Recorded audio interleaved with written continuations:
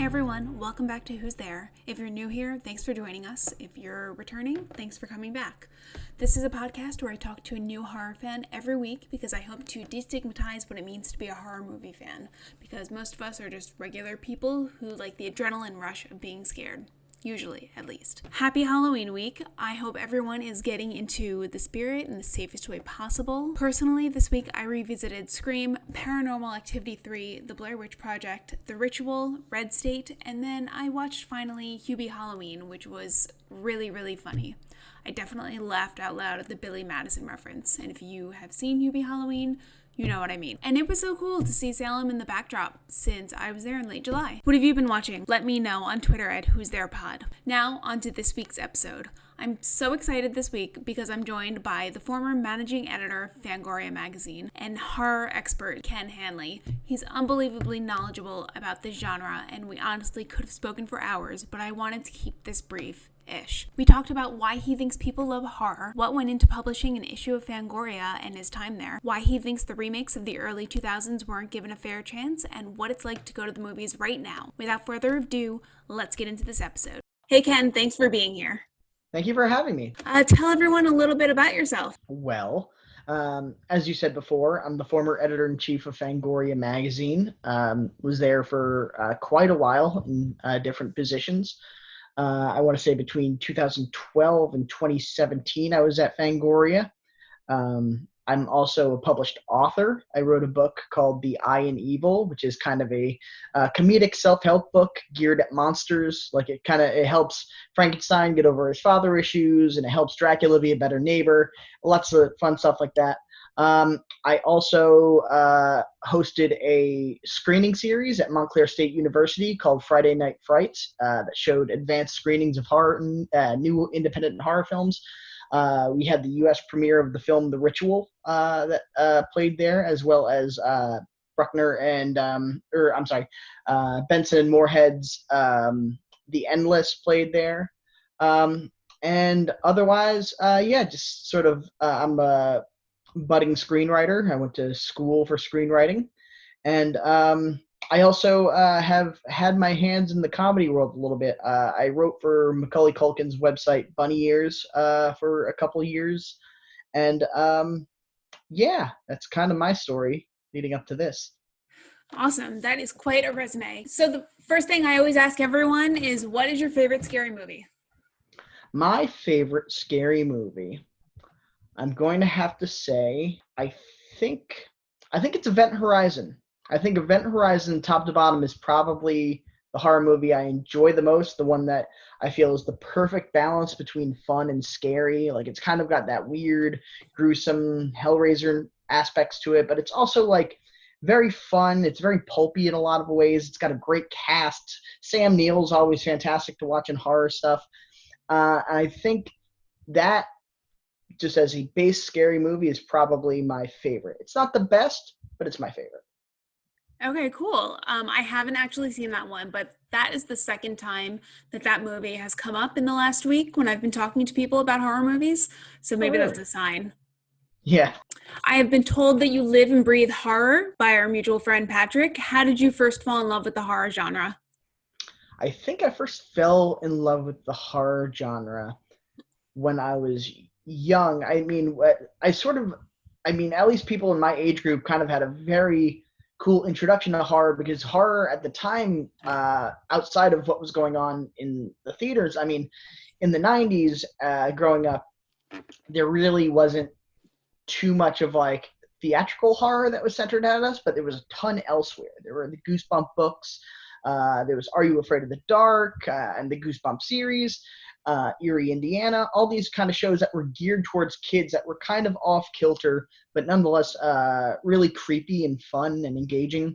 And I feel like the real great aspect of being exposed to that as a kid, in terms of the anthology aspect of it, is that you would get a lot of different kind of horror. Like when you watch a horror anthology show, you get like maybe an alien episode and maybe a ghost episode or a vampire episode. So you kind of got little like sort of safe bites of everything that kind of hook you onto the real thing when you get older.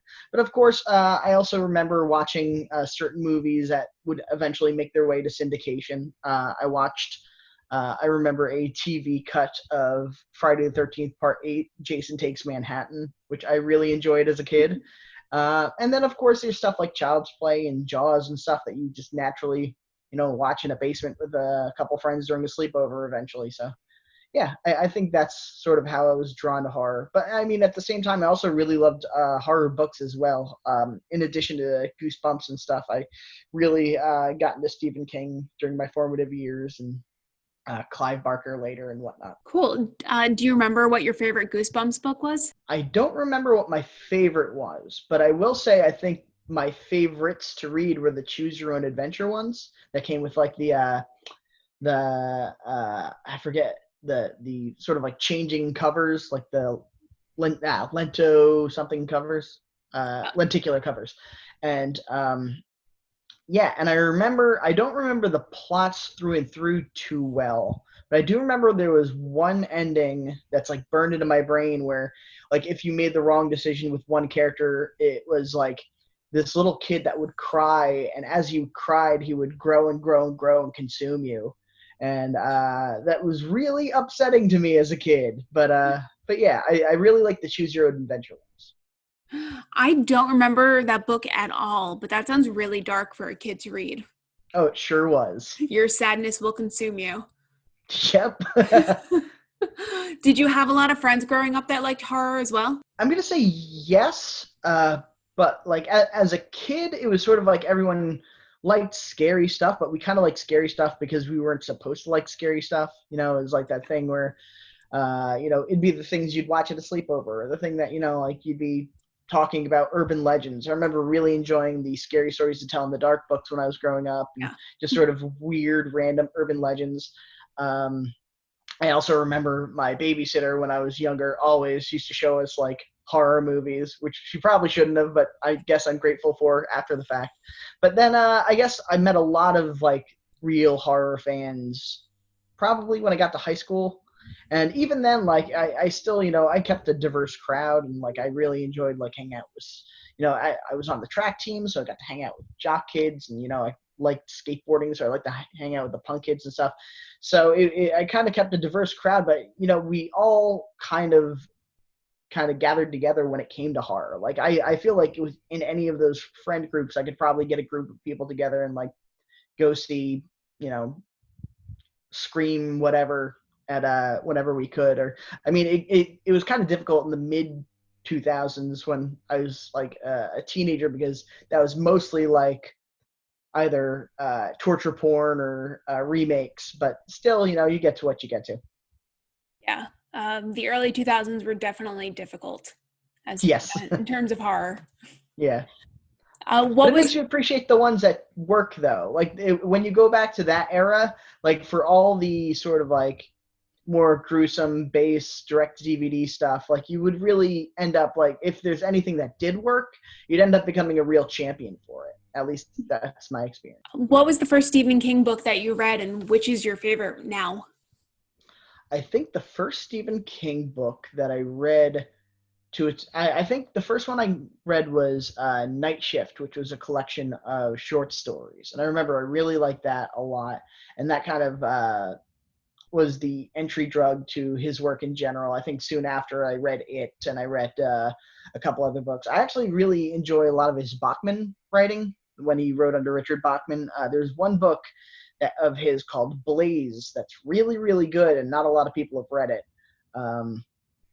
But I think my all-time favorite has to be it. I think just between the fact that there's just so much of it, and as much as I love the stand at a certain point kind of wears out its welcome, just because it's so dense and there's so many stories going along at the same side. I feel like there's an interconnectivity with it, which kind of really has made it such an enduring story for him, and at least for myself as well, in terms of being able to go back to that book and read passages of the book. I don't think I'd be able to ever do a page one reread of it, just because like it's 1,000 something pages and there's so many other stories to go out there and read. But I think definitely it's the most memorable, and it's fun, it's twisted, it's weird, but like there's just so much story to it that it's easy to get to immerse yourself into it.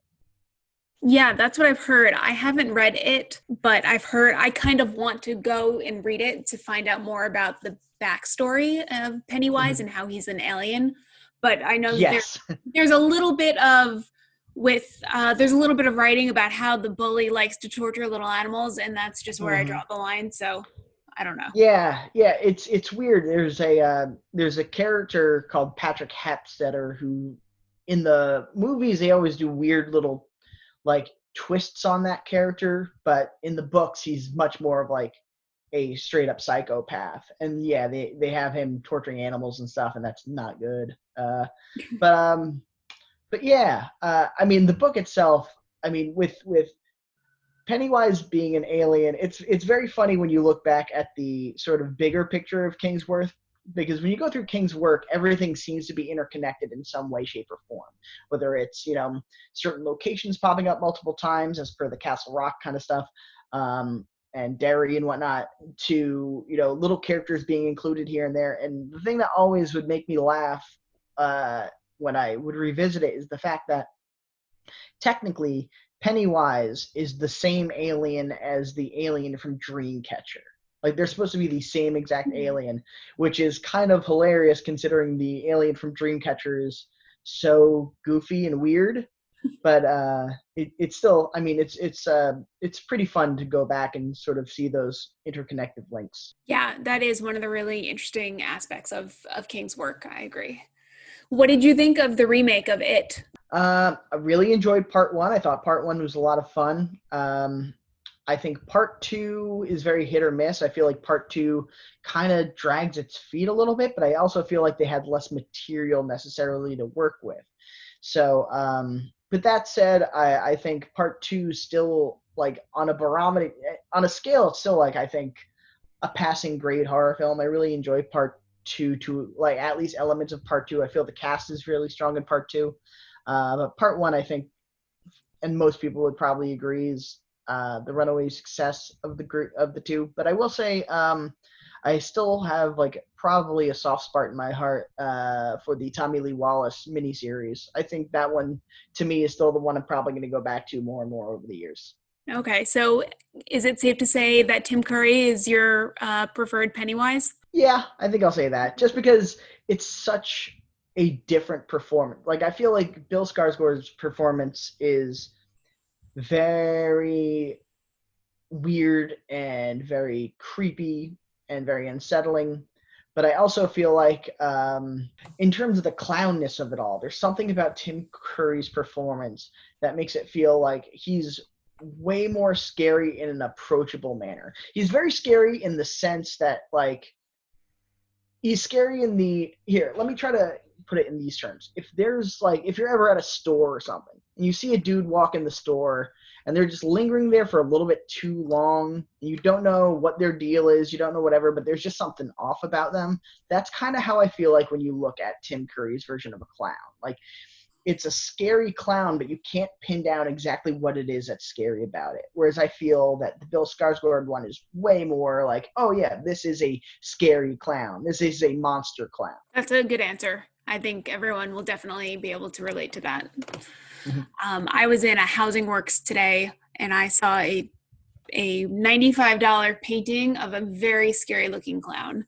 I was like, who's going to buy that? Who's going to spend $95 on that? I sent a picture of it to my friend and I'm like, I'm going to buy this for you for your birthday. She's like, Yeah, do not dare. exactly. See, that's why you buy those kind of things, so that you can keep them inside, so that whenever there's someone that you really want to freak out, you're like, yeah, here's a gift. Here's your birthday present. Yeah, that's a good idea. I'll start doing that. So why do you think that people who seem perfectly sane on the outside love the horror genre? I mean, probably the same reason why people who seem perfectly sane on the outside are like complete psychopaths. It's very rarely that like the outside, like it's like, oh yeah, that guy is crazy or that guy is whatever. I feel like people who are perfectly, I feel like horror as a genre, I feel like everybody enjoys some bit of horror. It's all about finding like the one bit that works for everyone. I mean, there's like people who are just like crazy about the genre, but even then, like there's people that have lines and people that kind of push for wherever they can find that line and stuff. Um, Whereas other people just like simple ghost stories and simple like campfire tales and stuff like that. I feel like there's something. I feel like the true answer to this question is probably because horror in its basis is about stuff in real life. And like not to say like, oh, vampires are real or werewolves are real, but those stories are all like, allegories for stuff that, you would encounter in real life. Like vampires are about like creeps and werewolves are about like toxic masculinity sort of. And like, there's a lot of real parallels that we can see from things that we can all kind of relate to or at least understand. And I feel like that's where that kind of our attraction to horror comes from. I feel like that goes for everybody, whether you're like completely sane looking on the outside or if there's something off about you. So you were the former editor-in-chief of Fangoria magazine. It's the they sadly shut down about 3 years ago ish. Yeah, there's a whole story to that. Basically, what had happened was, and I don't think I'm speaking at a school, but it didn't seem, basically there was a number of staffing changes, and there was some financial issues with the company, and they had, basically had gotten to the point where I decided that I wanted to sort of seek my opportunities elsewhere. And I also felt like there really wasn't much more I could do at Fangoria as much as I wanted to stay there. It definitely seemed like there was not much of a future for me there. So I left the company. And then a few months later, they kind of went dormant, but then they were bought by this company called Synesthete, and Dallas Sonier, who's a producer out of Texas. He bought the company.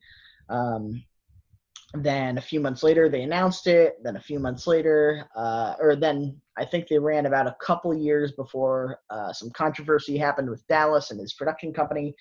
And now I believe the company is owned by Tara Ansley, who's a producer for a really fabulous modern horror film called Tragedy Girls, which if you haven't seen, Yes, highly recommend.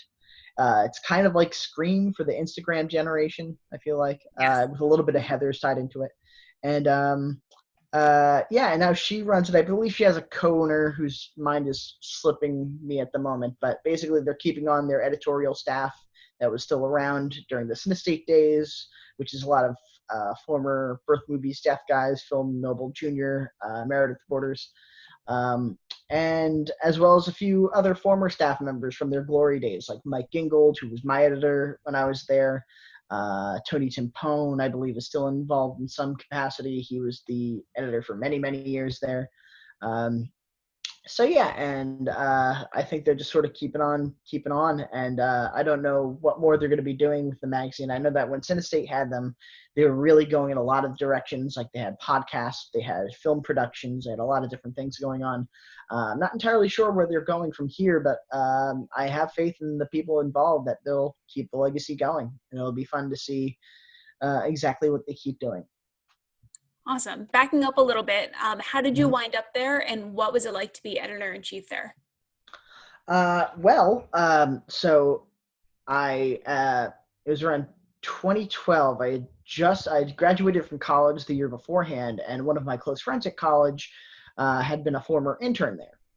And at the time, honestly speaking, I was a screenwriter, and I kind of didn't really want to do too much PA work because I had seen so many people I went to film school with, and I had seen how they were being treated on sets and different shit, especially in the New York area.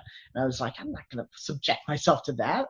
So as I was trying to put together some independent stuff, my buddy was like, hey, you should try interning for Fangoria. They're based out of New York. You can get some good networking opportunities and stuff like that. And plus, you love horror. So I'm like, you know what? I read Fangoria when I was a kid. Let me give it a try. Went in for the interview. I guess I did well. Started not too long after Labor Day of 2012. At the same time, I started writing for a magazine called Diabolique. That was kind of an upstart at the time. So I kind of did both of those things where um, with Fangoria, I was doing all the assignment stuff. I was doing interviews. I was doing transcription, event coverage, all that kind of stuff that wherever they needed me, web content, news stuff.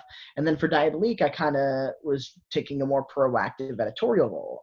I was their web editor at the time, and I kind of got free reign to do whatever I wanted. So I would interview, I had a column about interviewing comedians about their favorite horror movies. And I was very proactive. I was emailing, publicists and comedians and all these people to get the interviews done.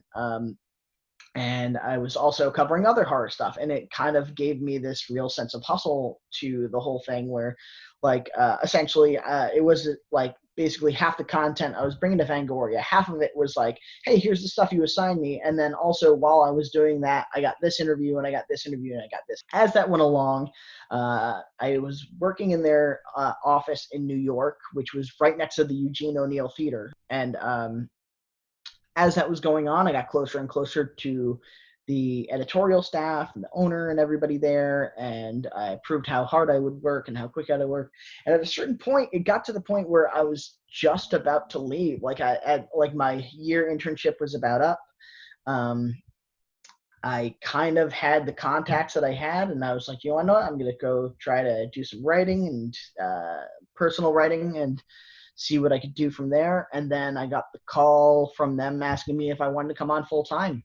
So I started working for their web department, doing web content, different columns, different news stuff.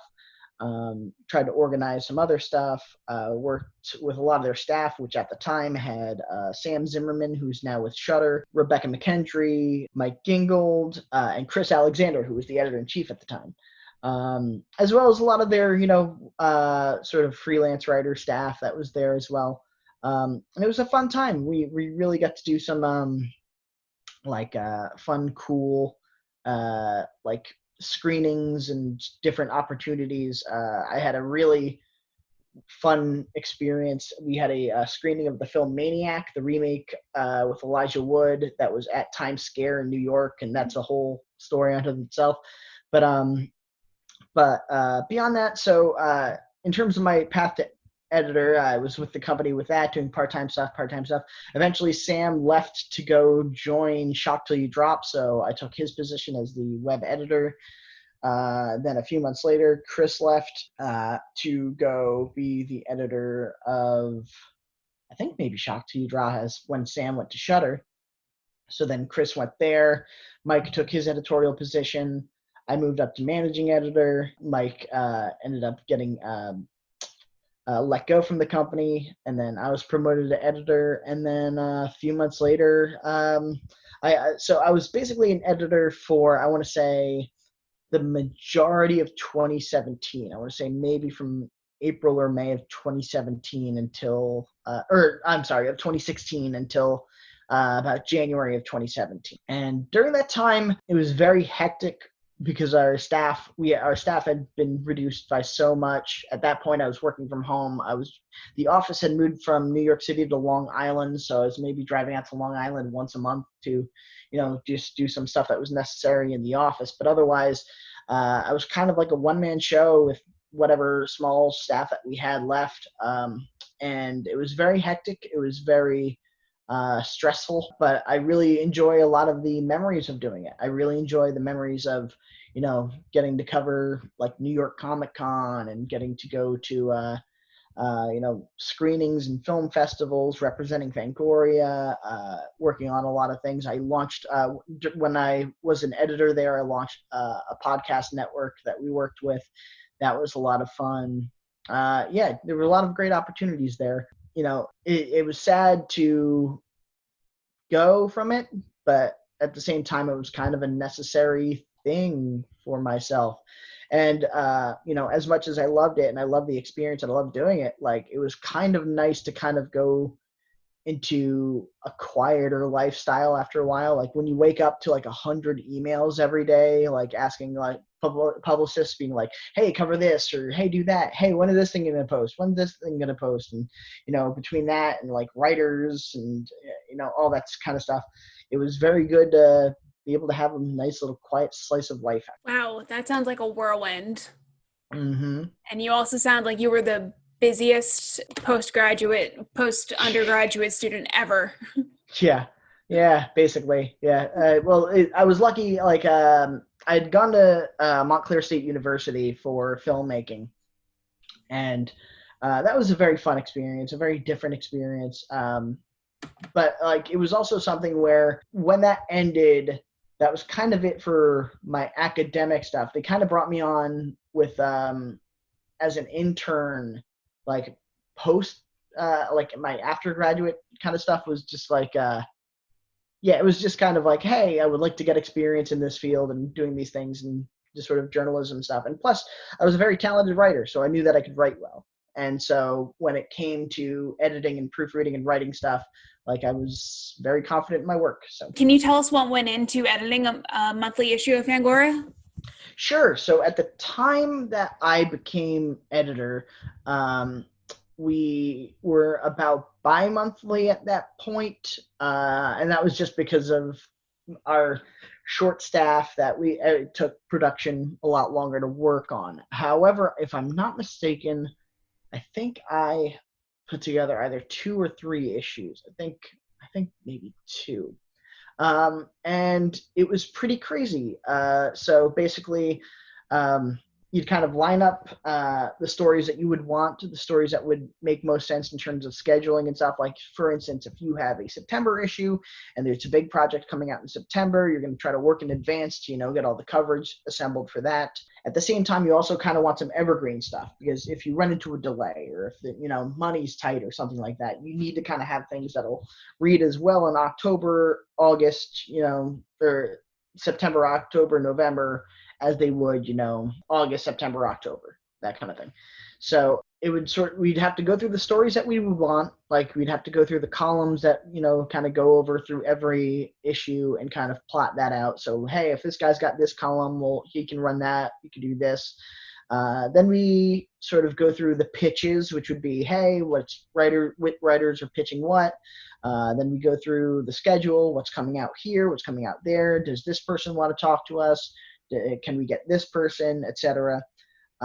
Then it sort of comes down to the editor's choice. Like, what kind of things would I want to see in there? And for me, it was very important that I tried to get a lot of as diverse of a slate as possible. So, video games. I'd love to see video games get covered. I'd love to see music get covered. I'd love to see books get covered. One of my personal passions that I kind of introduced during my last couple of issues was stuff on unproduced projects. I loved hearing stories about the what ifs and the what could have beens of the world. So that was very important for me. And then at the same time, I would work together with my managing editor at the time, who is Madeline Kessner. She would later go on to be a film festival programmer. I think she currently runs the Unnamed Found Footage Festival based out of San Francisco, out with a few people out there, which is a great festival to support. And I worked with, I forget who was our art designer at the time, but we would put together, sort of all the stories that were relevant to the time. I think one issue we did was surrounding John Carpenter's music was kind of the headline of that one. I think at the time he had been announced to be doing the Halloween revamp and stuff like that. So we talked to him about that, and we talked to him about his albums and the scores he did over the years and all the projects that almost happened and almost didn't, whatever. And that was a very fun one. And then the last one that we did, we brought in a guest editor to help us out, which was Kevin Smith. We worked with Kevin Smith directly to, at the time, I think he was making Yoga Hosers, which was his third horror film after Red State and Tusk. And at the time, we just thought it'd be really cool to kind of put a spotlight on him, considering he was really devoting himself to horror at the time. He had just done an anthology called Holidays. And we kind of felt like, hey, it'd be cool if we kind of gave the reins to somebody else to help co-edit this thing and sort of. So essentially, we worked with Kevin to program the magazine to sort of like say, hey, what were the horror that you enjoyed? What were the things that you liked? And I think the year prior we had done it similarly with Brian Fuller, the creator of Hannibal. And that was a runaway success for the magazine. And so we thought maybe we'd capture lightning in a bottle with that one as well. So that was a very fun issue to work with. Kevin's a very unique, talkative guy. So it was very cool to pick his brain on horror. Oh, that's so interesting. Speaking of Kevin Smith, Patrick and I, which is how we know each other, we actually went to go see Red State when it had a screening at Radio City back in 2011. And then the cast came out after and talked, and that was really cool. And I'm pretty sure Kevin Smith was there as well. I love that movie so much. And I realized today or recently that it's out of print. So yesterday I went on eBay and I bought a copy of it from Canada that's coming soon.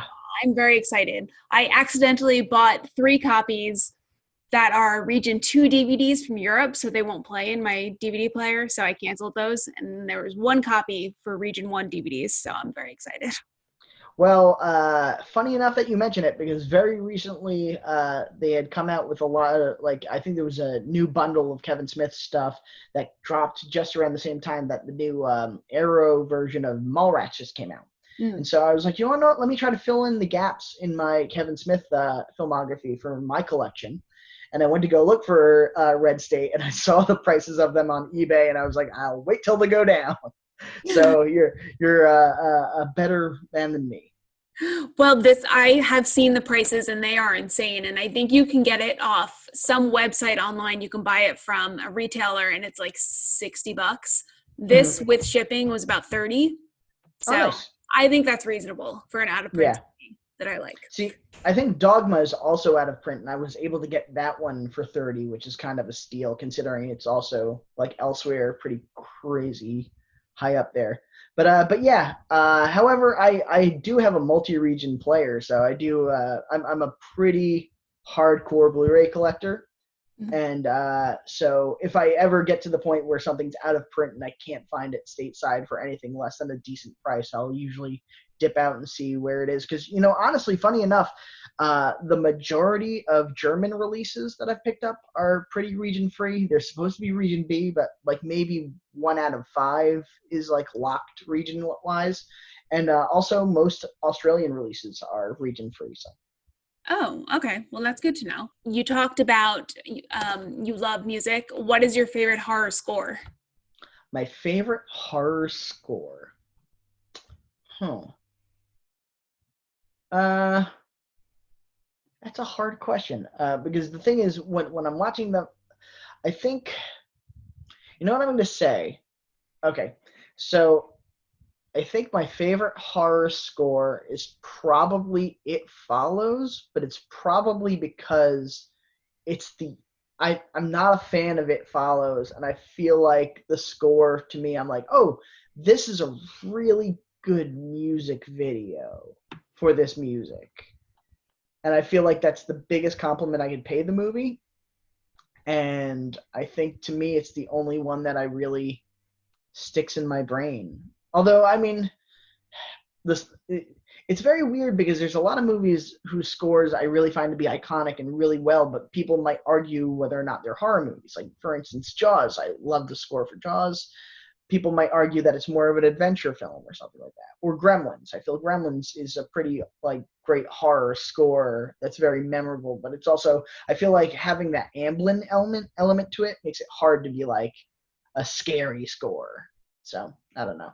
Also, you know, you have to also shout out the work, you know, a lot of The Shining has a great score. Yeah, a lot of older horror has great scores. The Fly has a great score, a very underrated score. And then, of course, there's a lot of the great synth stuff. But yeah, I think in terms of the one that I feel is the most memorable based on the film that it's released, I'm going to say It Follows. It Follows is a pretty great score. Actually, you know what? I'm going to amend that. I'm sorry. I love the score for The Guest. I think The Guest has a great score.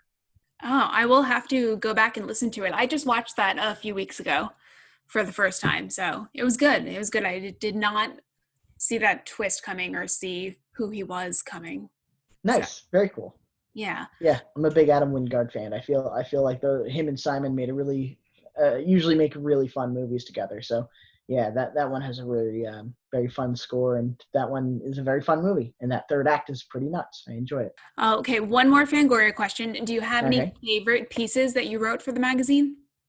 All right, my favorite pieces. I don't know entirely if there's what pieces I would say would be my favorite. I was very uh, I will say my most memorable ones, like I think the first one I ever wrote for the magazine was an interview with Park Chan-wook for the film Stoker, which to me is one of my professional highlights. So I might say that one. But I also, I loved talking to Kevin. I loved talking to John Carpenter. I loved talking to. I loved a lot of the podcast stuff that we did. Yeah, I'm gonna say probably my interview with Park Chan-wook is probably my favorite, just because he was a very influential filmmaker for me during my youth. I loved Old Boy. I loved the Vengeance trilogy in my youth, and I feel like his films have aged very well. I feel like The Handmaiden is absolutely incredible, and I feel like Stoker's absolutely incredible. And it was really just a pleasure to be able to talk to him. And it was we got a lot of time out of it, and it was a very cool thing. Although, another really great interview that I did that I remember, although it technically ran in Gore Zone, so it might be a cheat. I spoke to Bob Balaban about working on Altered States and his movie Parents, and that was a really great interview. He was a fantastic person to talk with. And also, I'm not sure if it ran in the magazine or if it ran online, but I got to interview the cast of Preacher when that first came out in 2016, and that was probably the highlight, one of the highlights of my career, just because those guys are so much fun to talk to, and it was it was at a time in my career where it was kind of looking like it would be my last issue, and it was just a really nice relief to have like a stress-free chat with some of those people. I saw that, or as you mentioned in your introduction earlier, you wrote a Mm-hmm. self-help satire book called The Eye in Evil. Can you tell us a little bit more about that? Sure. Yeah. So back in 2014, I'd been with Fangoria for a couple of years then. I had the opportunity to pitch a book at Skyhorse Publishing, which at the time was largely a non-fictional publisher. So I had pitched to them the idea of a horror party cocktail book, because when I was in college, I was a bit of an amateur bartender, and I had a sort of mix a book of like mixes and stuff like that. So I was like, oh yeah, instead of a Long Island iced tea, it'd be a Kong Island iced tea or a Skull Island iced tea, and it would be sort of more banana flavored rum and stuff like that, or different things to match different horror movies and whatever. And I pitched it to them. They're like, we really like the idea, but that sounds like more like a second book. Do you have anything else you want to pitch? And at the time, I kind of came up with this idea for, hey, it'd be fun if somebody wrote a self-help book for monsters. So they were like, yeah, we really love the idea. We love the pitch. I wrote a sample chapter that was kind of about, I think the sample chapter that I wrote was about Frankenstein's father issues. They really liked it. They liked the whole kind of thing. I kind of wrote it in this sort of like Dr. Phil meets Kenny Powers type voice, like a fictionalized version of myself. And I spent the next year writing it. It was a very, very fun book to write. They eventually got a illustrator who was affiliated with Marvel Comics to do the artwork for it, which was really cool. And then it dropped. I finished it around June of 2015. That last month, because I'm a natural procrastinator, was not fun. But then we edited it over the summer, and then it dropped October of 2015. I'm pretty proud of it. Going back, there's a few editorial errors, which are not fun to revisit when you're an editor. But overall, I think the whole voice of the thing is very funny. I really enjoy, there's a whole thing about there's a chapter about trying to catch mummies up to like the modern age and teaching them to use smartphones and social media and stuff like that. I really enjoyed that. I wrote a whole thing about the dating lives of Creature from the Black Lagoon and stuff like that. So when The Shape of Water came out, it gave me plenty of fodder to work with being like, hey, I talked about this last year, stole my idea. But yeah, it was very fun to write. It was a very the illustrations are great in it. And yeah, it was a very fun experience. I've always teased maybe doing another book at another point, but I'm very happy to have had the experience to do it. I feel like the book is very funny. I'm pretty sure it's pretty cheap on Amazon now. But yeah, it was very cool to work with a publisher and get something published, and for having people want to read something of mine, which is unique. But yeah, it was something very different than like the whole journalism thing. It allowed me to sort of stretch my creative muscles, which at the time, like I hadn't really done too much personal writing outside of school. But it was very fun. It was a fun time. And yeah, if anybody's interested in reading it, check it out. Awesome. I'll leave a link to it in the show notes for this episode if anyone wants to buy it. So I was stalking your Twitter a little bit before this, and I saw that you're watching 31 horror movies in the month of October. Which Yes. one has been your favorite so far? So far, I think my favorite that I've watched out of the bunch is probably Waxwork. And that's because I feel like it is so perfect for this season. Have you ever seen it?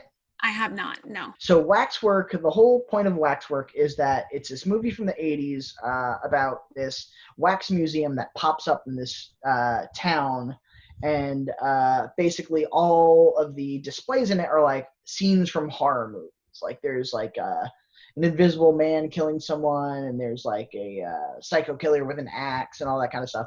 And so this creepy dude played by David Warner, who you might know from Time After Time and a bunch of movies, you'll know his face instantly. He plays this like creepy wax museum guy, and he's like, hey, goes up to a bunch of like teenagers and he's like, hey, come by midnight, I'll give you an exclusive show of all the pieces and all that kind of stuff. So a group of teenagers, among them Zach Galligan from Gremlins is one of them, as well as Dana Ashbrook from Twin Peaks, who played Bobby on Twin Peaks. He's in it as well. They go to this wax museum, and whenever they enter the wax things for one reason or another, they get pulled in, and it becomes like the real like horror movie version of it. So a guy, drops his lighter on a cabin set and like goes to go pick it up, and he gets pulled into the werewolf story, right? Eventually the movie gets crazier and crazier, and but it kind of becomes almost like the pseudo anthology thing where there's like a little bit of a mummy movie in it, and a little bit of a like vampire movie in it, and there's a little bit of a zombie movie in it, but it's all kind of wrapped around this creepy wax museum kind of place that also has this weird like evil conspiracy behind it as well. But it's got this really great blend of horror and comedy, and there's so many different elements of horror to it that like when it comes to like a perfect Halloween season movie, it fires on every cylinder. And I really enjoy it. I think a lot of people will enjoy it if they go to revisit it. I think Vestron put out a really fun double feature Blu-ray of it that also includes the sequel, which is kind of crazier, where there's time travel involved and Bruce Campbell shows up, and very, very weird time. But yeah, it's a very fun movie. Highly recommended if people check it out. But yeah, I've been doing the whole 31 for 31 thing. It's kind of an annual tradition now. I started doing it when I was with Fangoria just because it was good web content, honestly. And now it's just kind of a personal thing. I think today I watched Terrifier, which I'd seen a few years back. We actually did a advanced screening of it with my Montclair screening series back in 2018, my bad. And yeah, still holds up, still just a crazy fucking movie. It was actually at a film festival that I co-programmed a few years back, and yeah, but basically I think this year with everything going on, I really made a conscious decision to try to watch fun stuff. I feel like trying to watch something that would be too heavy or maybe too serious, or like maybe or even like to an extent too scary, like I feel like I just with just between COVID and like politics being as it is, I'm like, let me just get fun Halloweeny stuff and I'll stick to that. And so that's kind of where I've been going. I watched Silver Bullet recently. That's a fun one. Yeah, so a lot of seasonally appropriate stuff also. Where can people watch Waxwork? Waxworks, I believe Waxwork is current. It might be on Prime streaming. I watch it on Blu-ray, but yeah, I think it for the longest time it's been on Amazon Prime. Otherwise, yeah, I would say look around for it. It's got to be around there somewhere. But yeah, it's on Blu-ray. It's, as I mentioned before, there was a really good Vestron video release of it with Waxwork 2, which is also very fun. Yeah, so yeah, if you get a chance, last time I checked, it was also on Amazon Prime. Okay, cool. I also saw on Twitter that you started watching Blind Manor. Is that Yes. correct? I'm 5 episodes in and I'm loving it. What are your thoughts about it? Well, of course, I love it. I feel Mike Flanagan really cannot go wrong. It was funny because it took me a couple of days to get to it because originally I was gonna watch it on Friday, but just for whatever reason, like I was just not in the mood to watch something. I just know his movies, and I'm like, Mike Flanagan makes some real heavy stuff, and I know Hill House had some real heavy moments in it. I'm like, I'm not necessarily fine jumping into it just now, but I jumped into it over the weekend. I loved it. Just there's something about his work that just really works. It was very cool to see the other directors he brought in yet. I'm very excited for you to get to episode 8. Episode 8 is very unique and different. I believe it's directed by Axel Carolyn. Yeah, I really dug Bly Manor. I love the performances. I love the set pieces. I don't think it's quite as scary as Hill House, but I will say the story is very fun. It's directed very well, and I kind of like the direction that they go with it in some of the surprises. What episode are you on to at the moment? I've watched through episode 5. I won't say what happened so I don't ruin it. But Do you know what character does it focus on? I think I know what episode that is, but I don't want I to. think it focuses on Mrs. Gross. Yes, Hannah. Okay. Yes. Okay. Then yeah. That was the first. That was the one where I'm like, oh, okay. I guess we're into it now. So Yeah, I'm still trying to figure out just exactly what that whole episode was about. It was a little bit confusing, but I'm still really enjoying it overall. yeah, I mean the thing is, it's very with that episode in particular. For a while, I was like, oh, is this going to be something where it's like a character that's kind of going through dementia or something like that? What's going on with that? But then they kind of make that the last scene happens and it all kind of puts it in context. So I agree that it's not as scary as Hill House, but also that maybe because I've seen The Turning last year, so I yep. kind of know a little bit of what's going on. Not that The Turning was good, but Sure wasn't. yeah, and I was trying to show it to my boyfriend, and I'm like, I would have to pay $5.99 to show it to you, and I'm not gonna do that. Yeah, that's not worth the price. Yeah, It has a good score, I'll say that. it does, and yeah. and the cast is good. Finn Wolfhard is great, but yeah, it's just nonsense. And the craziest thing about that movie. First off, you should read it if you get a chance. Read into the history on that movie because like it almost got made like a ton of different times and then got sat on the shelf for like 2 years.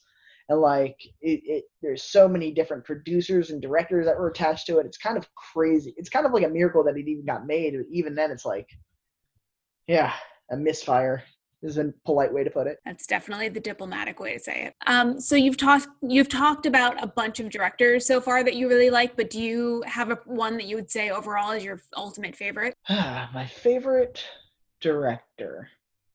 I'm not entirely sure. There's a part of me, I naturally I want to say John Carpenter, but I feel like John Carpenter, like when John Carpenter's work doesn't work, it really doesn't work. Whereas I kind of feel like a really, in terms of track record, like Don Coscarelli might be my favorite. It's hard to say. It's very hard to say. Although I have to say, like, most of my favorites are John Carpenter movies.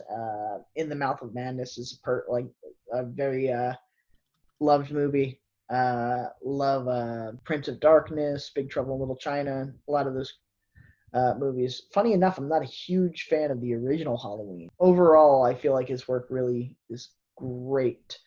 Um, let me put it this way: his track record, when it misses, it really misses, but when it hits, it really hits.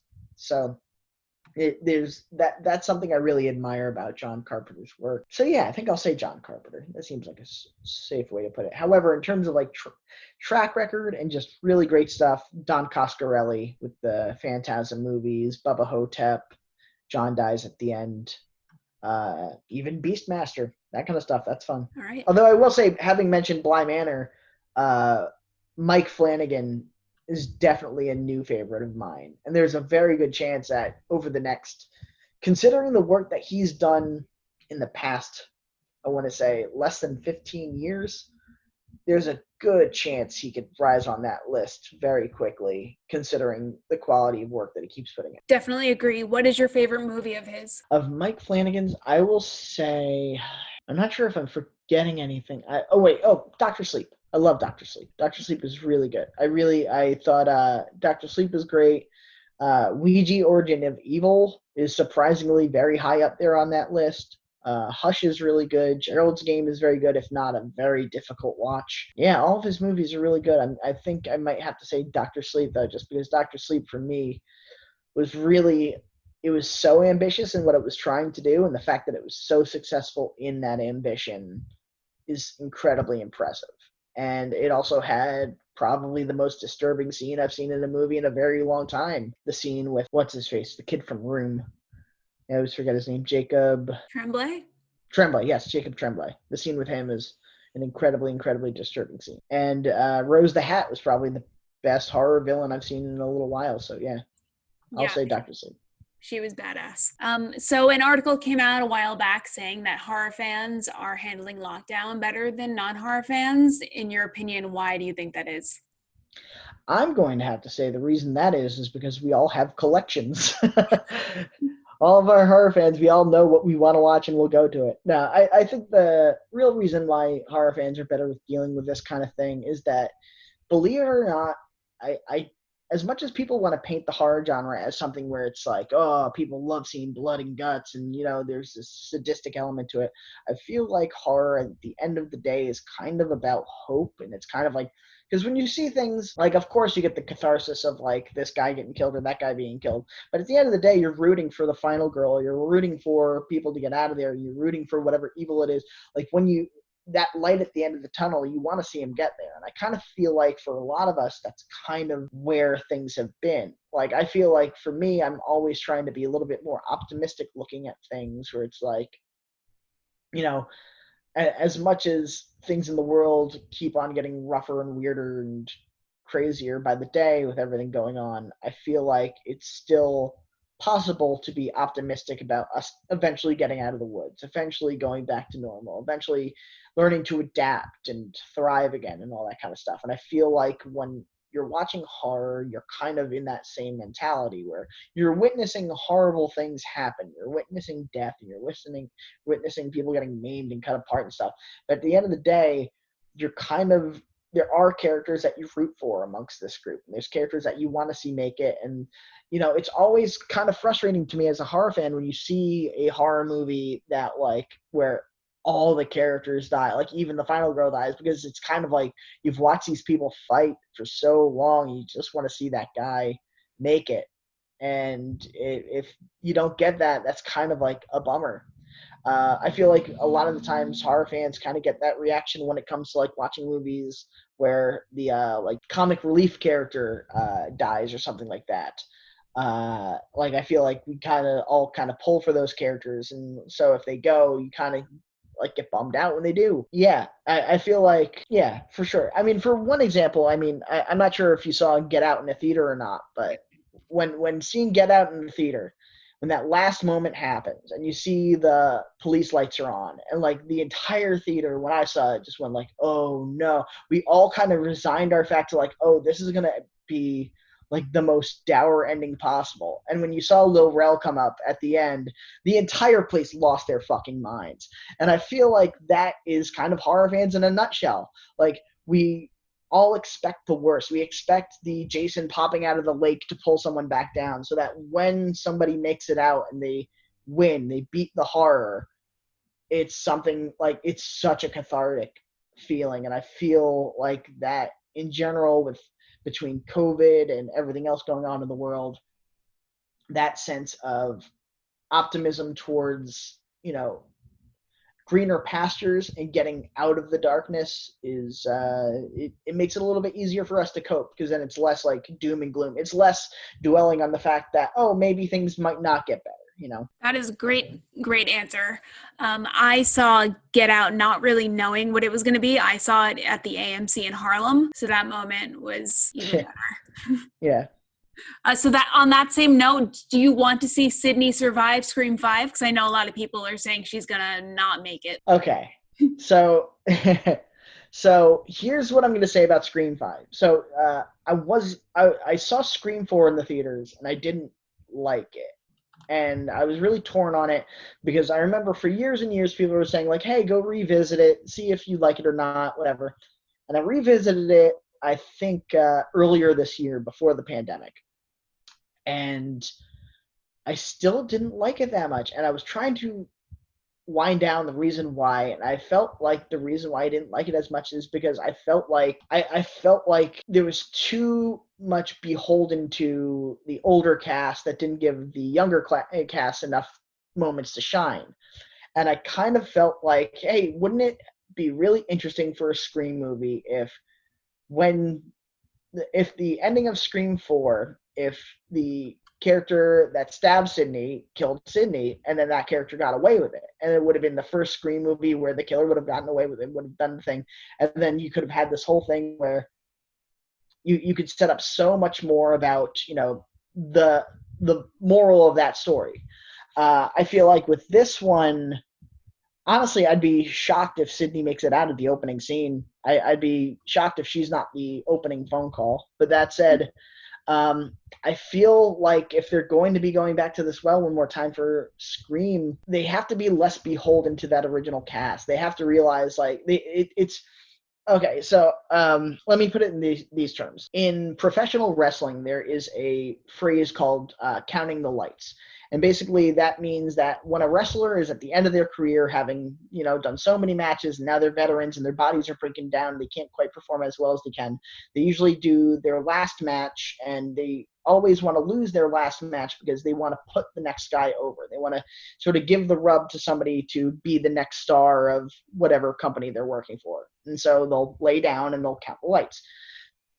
I feel like for Scream 5, this is a very good opportunity for the cast of Scream to sort of pass it on to it, literally pass the torch to a new generation. And also, not only that, but also sort of be more beholden to what the original Scream was about. It's a franchise about horror movies and the rules of horror and stuff like that. And I feel like if they're going to keep going on, they're going to keep telling the stories about them, and they're not telling they're not expressing the rule. They're not being beholden to the horror movie methods anymore, because they're essentially still trying to cater to an audience that's 25 years removed from when the first film came out. So I feel like it would be in the best interest of the franchise and the best interest of the story and the world that Wes built if you kind of allowed those characters to be expendable to an extent. So I don't expect Sydney to make it out of it. I feel like it would kind of be cheap if she did, because for all intents and purposes, I'm glad that they're not just rebooting Scream and like forgetting all of that, or just doing something where somebody looks at a picture of Sydney and being like, oh yes, these things happened 20 years ago, whatever. I feel like them bringing them back is for a very specific purpose, and I feel like it's to shutter on this new cast and allow, especially considering the radio silence is taking over the franchise, I feel like they could really inject it with a new voice and a fun spin on things, considering how clever they are as filmmakers. So long answer to a short question. No, I don't think Sydney's making it out alive. And I'm fine with that. I feel that it's probably better off if her and Dewey, it'll hurt to see Dewey go. But I mean, we all saw Randy go, so I guess if Randy can go, Dewey can go. And I feel that yeah, Sydney, Dewey, and Gail all kind of need to shuttle off to pass on the torch to the next generation. Yeah, that's a really good point. I hadn't thought about it like that. Like you, I also did not like Scream 4 when I saw it in theaters. I liked it a little bit more when I rewatched it this year, but I'm also one of the 3 people that liked Scream 3. So, I like Scream 3. I think Scream 3 is fun. It definitely gets beat on more because it's very early 2000s-y, but there's a place in my heart for Scream 3. yeah, I will die on that cross. So how do you decide what you want to watch when you're looking for a new horror movie to watch or an old one? For me, it's a lot about the well, for a new one, it really depends on the subject matter or the creative team or something like that. Normally, because nowadays, like, it's very easy to get a really good artist to do a poster for your movie that looks really cool, and then the movie's not as good. But I usually will give anything a chance as long as it comes on a recommendation from somebody I trust, or if it's something that looks really cool or fun or has a really good trailer. But normally, for me to like go out of my way to see something, it's I usually have to be sort of enticed by either the subject matter or the creative team. For instance, I just watched the Wolf of Snow Hollow, the new Jim Cummings movie, because I love Thunder Road so much, and I was very, very happy with that movie. I thought it was great. Um, as for old stuff, it usually depends on the mood that I'm into. Like if I'm in the mood to watch something a little bit crazier, a little bit more bonkers, it's usually what I'm drawn to. I'm kind of drawn to the weirder babies of them all. But yeah, anything that seems weird or cool, or maybe something that's I haven't necessarily gotten to. One thing that I do normally, and this is going to seem a little weird, but with older films, when I rewatch them, especially lately, back when I was with Fangoria, I ran this article called Shadow Vision on the website. Basically, what it was I would watch movies, contemporary movies or classics, in black and white, just to see if there was going to be any kind of tonal shift and stuff like that. Because honestly, if you watch Reanimator in color and Reanimator in black and white, you kind of get 2 different viewing. So I kind of really like doing that just to give a new lens and a new perspective on some older stuff. But yeah, it usually depends on what I'm in the mood for. As I said recently, I've been way more in the mood for more fun stuff or a little bit crazier stuff that I don't necessarily have to dig my attention into. But there are certain times, like if it's a dark and stormy night, I love to throw on something like The Strangers, where I'm really going to get creeped out, or something that's a little bit more suspenseful, or even like there's, one of the few real. So back when theaters were open and you could go see movies in theaters without having to worry about dying, one of the things I would love to do is no matter what the horror movie was, I'd go out on a Friday and try to see a horror movie, because it'd be great to always see a new horror movie with a crowd. Even if it's like the biggest piece of shit in the world, it's always fun to see it with a crowd. Like, and like if it's just jump scare city, you're still going to get like jolted a couple times. There's something fun about being in a room full of people getting jolted and stuff. So yeah, it usually depends on my mood and what I'm into. But if I've heard a lot of good things about a really brutal horror movie, I'm gonna sit down and watch that brutal horror movie. It could be really gross and unsettling and gory, but still, I'm game for it. I'm up for the challenge. So yeah, whatever floats my boat. That leads me to my next 2 questions, which are, have you ever had a noteworthy experience seeing a horror movie in theaters? Oh yes, I have. This is one of my favorite stories to tell. So back when I was with Fangoria, Fede Alvarez, Evil Dead had come out, and we had gotten to put together an advanced screening that was a lot of fun. It was filled with Evil Dead fans and stuff like that, but like nobody was really expecting that movie to be as brutal as it was, or as gory as it was, or as insane as it was. So when I had seen it, I was like, I really, really liked it. And I was like, I can't wait for general audiences to see this movie. So the Friday that it came out, I got my friends together and I was like, all right, let's go see Evil Dead at the theater. We all get there. It's a pretty packed theater, but we sit down and I turn to my right, and the entire row of chairs next to me is filled with, I have to say, 8-year-old kids with like one adult at the very end who's like their guardian stuff. And it was like I had known what was going to happen in this movie, and like my jaw dropped. And I was like, oh no, these kids have no idea what they're in for. So having seen the movie already, I watched the movie, and during like the big gore moments or the insane, like the arm cutting or all that stuff, I was able to turn from the screen over to the little kids and to see them like watching through their fingers, like an entire row full of children. I'm like, who is this evil person that subjected 8 children? Like, why are they here? How did they get here?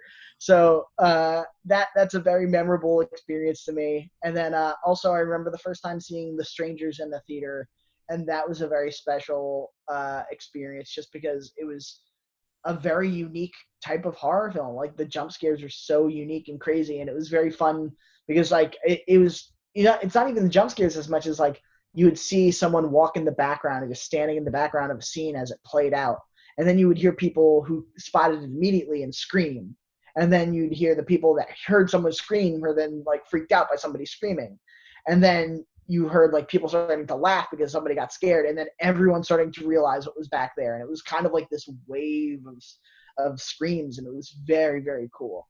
So yeah, those are the two that I'll probably never forget. Awesome. Yeah, I don't think I've seen The Strangers since I saw it in theaters in what, like 2006. Yeah. I'm a little nervous to rewatch that one, but it's on my list to rewatch. I hear the director of that just made a film called The Dark and the Wicked that everyone's calling the best horror film of this year. So I'm really excited for it. Oh, okay. Any idea when that's coming out? I think first week in November, if I'm not mistaken. Okay, cool. Streaming or in theaters? I think it's coming on VOD, but who knows these days? I mean, everything's getting like, I just read before that Coming to America 2 is coming out next month. So who knows? I know you live in New Jersey, right? Mm-hmm. Yes. And I remember reading that they were going to reopen movie theaters soon. Have they reopened them yet? They have. They reopened them, I want to say maybe 2 months ago. Nah, not 2 months ago. Probably about a month ago. Have you been back? I have, yes. I've been back. I actually, funny enough, I first went to so living in Jersey, the first thing that I did was ever since, I want to say April or May, there was a drive-in theater in Warwick, New York that I had grown up with. It was like 20 minutes from my hometown. And so I went that as soon as that drive-in theater opened, I went back there, was able to see some movies. It was a very fun time. I still try to catch movies there whenever I can. I got to see New Mutants and Bill and Ted and stuff there, and that's been a lot of fun. There's certain stuff that hasn't opened there. And so back in August, I went to a theater in Pennsylvania just because I was very curious about, all right, what are theaters going to be operating like in a post-pandemic world? And surprisingly enough, I was not too freaked out by it because it was all the seats, basically the theater that I'd gone to, the seats were stadium seating, so everything was 6 feet away right there, and then they would X off the chairs next to you for sale so that no matter what, there'd at least be a 2-chair gap between everybody. So I saw Train to Busan 2 Peninsula, which was the sequel to Train to Busan at that theater. I thought it was pretty good. It's pretty fun. It's not as emotionally gripping as the first one, but it was cool to see. Then I saw Tenet in a theater, which I thought was great. And then I saw a 4K re-release of Akira in a theater, and then the Wolf of Snow Hollow I saw at a iPic theater that was near me, and that was very good. But yeah, I've been a few times, and honestly, what it's done. So here's my mentality before people start thinking that I'm absolutely reckless and insane. A couple things. First thing is that before the pandemic had started, the virus was community spreading in a lot of areas for a few months undetected before it became a thing. So it, from what I read, it was around since at least December. And I had done so many things between December and March that were, like, in retrospect, absolutely insane. Like, I went to a show where, like a performance show that was like a capacity crowd for the indoor venue in Jersey City. Like I'd gone to a comedy show in New York City in a packed room, and then afterwards we all went to Barcade in Manhattan on Valentine's Day of all days. Like it was just the amount of things that I was doing is insane. And I don't think I got sick during then, or if I did, I must have gotten over it. And I'm frankly speaking, I am at risk. I do have a immunocompromised system. So I was very kind of curious about like, oh, well, if that, if I didn't get sick then, like, and I wasn't wearing a mask, what are my chances of wearing a mask? But anyways, the other thing is that I have been wearing a mask. I wear my mask every time that I go to the theaters. I'm always social distance when I go to the theaters. And so far, I haven't gotten sick.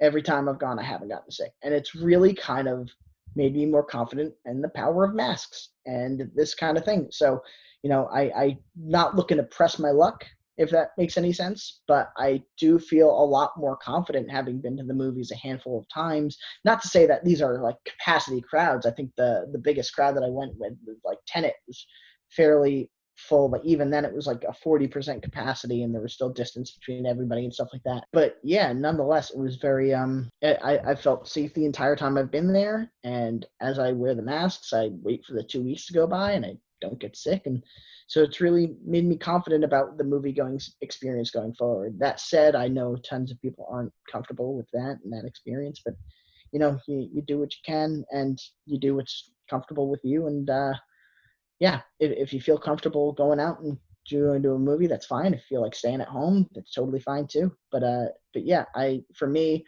I've always been a fan of the horror movie experience.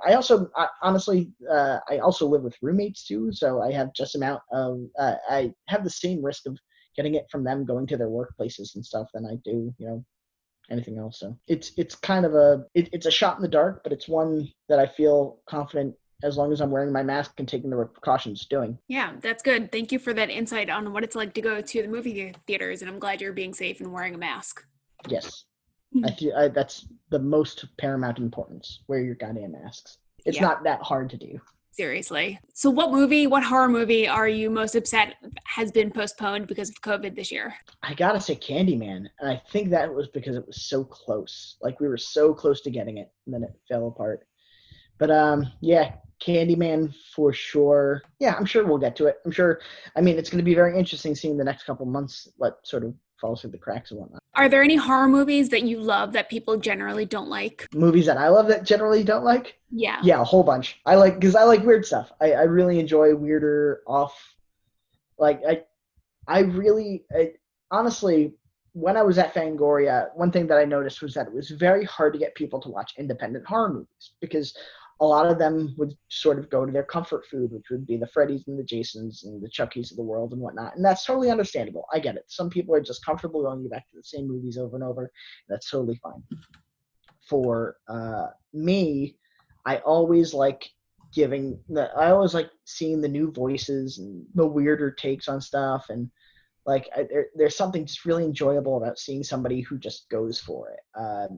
There's a movie that I've seen that I know that I'm a real big fan of that I know a lot of people are torn on called Antibirth with Natasha Lyonne, which is kind of like a really twisted Rosemary's Baby-esque type story, but it's shot very surreally and there's a lot of like weird long takes and it kind of reminds me of I'm Thinking of Ending Things if that was a comedy, and it's very fun and strange, but I absolutely know that people wouldn't dig it, and that's fine. I know there's a lot of stuff that I would personally like that I know people aren't huge fans of. I'm a big fan of Ty West's work, and I know that Ty West is a mixed bag for a lot of people. Yeah, I like a lot of weird, strange things. I'm a big fan of Jodorowsky and like art horror and stuff. So it's I know a lot of casual viewers and sort of fans of those like classic slashers don't appreciate the same stuff, but that's fine. I'm totally cool with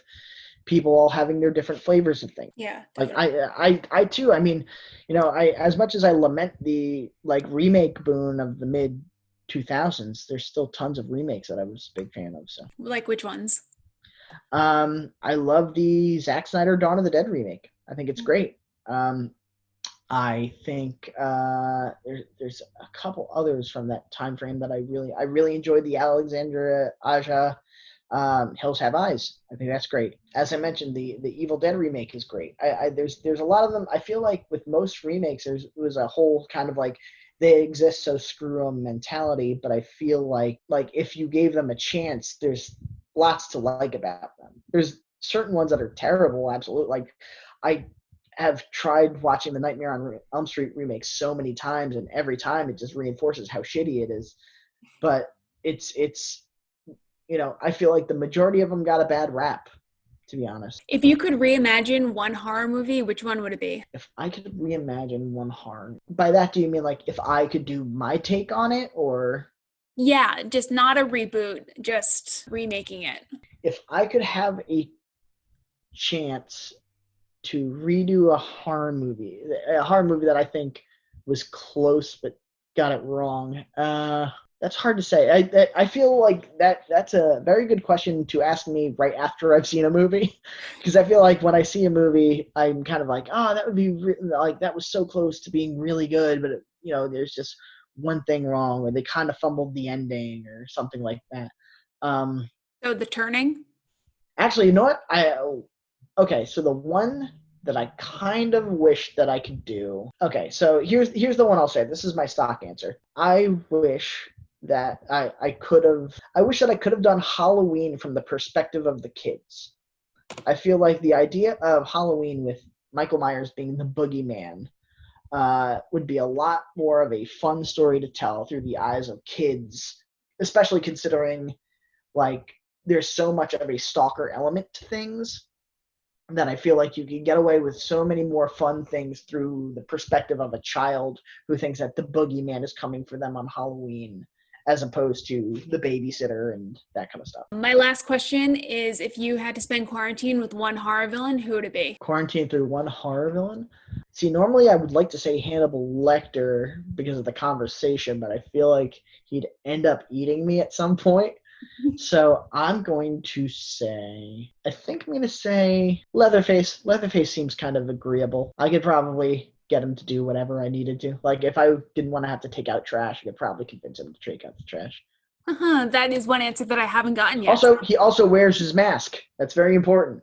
That is true. Yeah, he knows how to wear a mask. All right, well, thank you, Ken, for being here. This was so much fun. I had such a good time talking to you. Do you want to tell everyone where they can find you on the internet?